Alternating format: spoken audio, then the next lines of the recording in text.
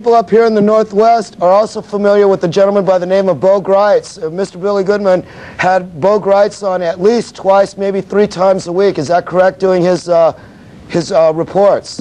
We would get reports anytime anything happened that was going on when it came to the United States government and during the time where Bo Greitz was traveling around just before the time they tried to take him to court. He would report to us immediately, follow up on stories and news, which we do now, too, by the way. That's the one thing that the Billy Goodman happening was famous for. If there was something going on at that time, I get on the phone, and I got those people on the phone. I do the very same thing now, too. I think that's what talk is all about. I call it instant talk. If there's a story breaking at that moment in time, let's talk to the person that's involved with the story. If you get a lead that there's something going on, as we did with Area 51 with a guy by the name of Yellow Fruit, they used to give us these kinds of leads of what was going on up in history. If you remember that kind I have the tapes of those.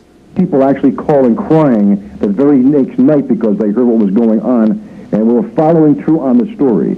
And that's what we tend to do on the Billy Goodman Happening, and we try to do that. And I think that's what makes the Happening more than just another show or another program. The only thing that I really feel bad about is you can't get it in Portland right now. You might be able to get it somewhere down the line. We might be going back up on shortwave, so you have a shortwave radio, you'll be able to hear it there. We don't know exactly what's going to happen. The one thing about this industry that I have found out, and going back to when you asked the question earlier, Cosmo, there was a little bit of time in my life when I was at KVEG in Los Angeles. That was going to be my next question. Radio network. Had you heard about that at all, Cosmo? You cut out there. Dennis has a question for you, Billy. All right. Well, I believe you partially answered it. My first question was going to be how people can currently hear your programming, and the other was just a comment that apparently Art Bell has changed his tune since he called in and talked to you. Absolutely. Well, he didn't call and talk to me. No, you misunderstood that. The callers that used to be listening to me, as we stated, according to Los Angeles Daily News, we had millions of them. By the way, 33 million listeners are more than what Rush Limbaugh has today, or Larry King. That's a lot of listeners, according to what the Los Angeles Daily News said. And my radio program was coming out of Las Vegas, yet we were featured in Los Angeles. The NBC affiliate out of Los Angeles, KNBC, came up to Las Vegas with a television crew. And their opening comments on that, what they call video drop, was Las Vegas, known as the entertainment capital of the world, and for superstars like Wayne Newton and Elvis Presley, now has a brand new star. And they zeroed in on me. We're talking about, ladies and gentlemen, as you're listening, the mainstream at that point in time was starting to listen to what we were saying. And that's when this movement came about, which I consider to be nothing more than sabotage, when this network came to me and literally gave me money to sign a contract with them, promising me that we were going to be all over the world instantaneously, bigger than any other syndicated network. I was familiar with the network called the Nightcap Radio Network, because one of the biggest names in the industry by the name of Herb Jethro was the host at that time, and I was going to be replacing him, which I did.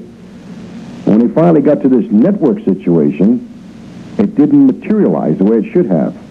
And that really, I will be honest with you, put me aback a good couple of years, because I thought it was going to be going forward, and instead it went backwards. And that's the way this industry operates. So now I had to go ahead and form the Happening Worldwide Network. And I had to literally pay for shortwave time, for satellite time, to continue to get the message out. This is what we all have to do when we're in this line, because nobody is going to assist us. Mr. Goodman, can you hear me? Billy? Fine. I hope everyone can hear what I'm saying, because I feel like I'm talking into a vortex of some sort. No, you're doing fine, sir. It's great information. We're definitely getting the story behind the story, as you so often put it. Oh, good, yes. I appreciate that. Story behind the story. So if you have any other questions, I'll be happy to answer them. But when you ask Billy Goodman a question, you understand I'm a communicator, and there is so much upstairs that associates with the question that I just feel I have a lot to elaborate on. Sometimes I may go too far, so it's up to you folks as the interviewers to slow me down and ask me again. That's what I do. When someone gets somewhere off the direct question when I'm interviewing someone, I stop and I say, wait a minute, I didn't ask you that. I asked you something else. So if you feel that is occurring, let me know. Oh, no, not at all. All right. Mr. Goodman, can you tell us what all these programs, have you noticed within the last 3 months we've had CBS 48 Hours showing the UFO phenomenon, we've got CNN, we've got the Schmidt and Randall book, you are mentioned many times in the Alien Contact by Timothy Good, another book here, UFOs and the Alien Presence, about the Billy Goodman happening, a late-night talk show on Las Vegas radio station KVEG regularly featured Bob Lazar and other UFO experts until host Goodman was suddenly bumped from the air. Irate listeners claimed Goodman must be cutting too close to the truth, since his high ratings argued against other explanations for his dismissal. Goodman was later reinstated by the station. Yep. That's part of what happened, I guess you could say. It sure was. We were definitely, all of a sudden, one afternoon, I was called in at 2 o'clock. And I was told by management that they were no longer going to carry the Billy Goodman happening because they were changing format. Well, they had nothing on that radio station during my time slot for a minimum of 2 weeks. So I think it's quite obvious they had nothing planned, but they had to get me off the air. It was shortly after I started really getting very much involved, not only with the UFO phenomena, but also getting involved with the Illuminati, which I consider to be the evil archy of the entire world. And I don't think people want to hear that.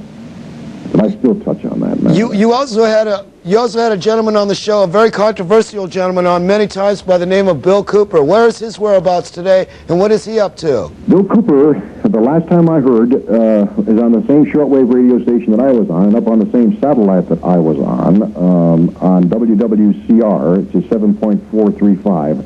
On the frequency, although I don't want to say that too much because the frequencies change so often. I was changed from one frequency to another. He may be 5.810. I'm not even sure. But he is doing a talk show. That's all I can tell you.